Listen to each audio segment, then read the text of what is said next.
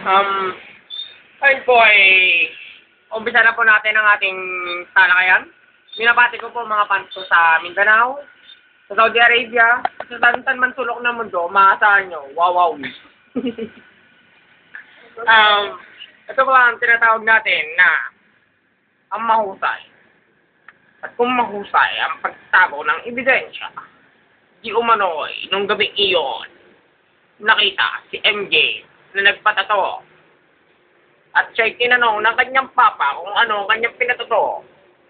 Bigla siya nagubad at pinakita. Hello Kitty po. Ito po ang gabit na tato na naisip ko. Kaya ngayon, ang papa niya ay nagtatanong kung ba't siya nagkaganon. Ipakita mo ang mukha ni MJ. Yan, si MJ. Back to you, ma'am. Ayan po, ang mukhang niya na hindi ka nice, di ba? Siya po ay tinatatuan ngayon ni Kimi Supan. Pakita ba? Ipakita mo ang mukha niya na kung saan may tumalsik, may nadaan niyang pisngi. Ipakita mo, Supan, ang pisngi mo, ayan. Nakikita niyo po ang kanyang nunal. So, kumbaga parang hinena.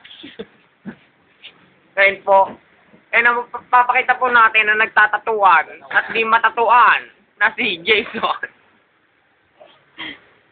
Gamit ang kanyang girlfriend, nagpatato siya sa kanyang mukha, sa kanyang mata na di mo makilatis kung sa'yo magnanakaw. Ayan po ang suspect sa pagkakamatay ni Darcy.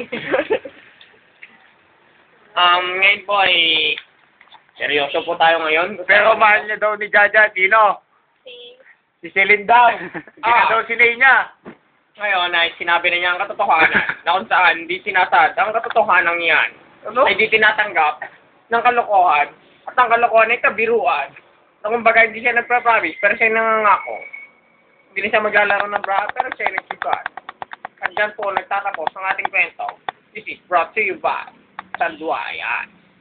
Kung meron ka nito, palagyan sa ako.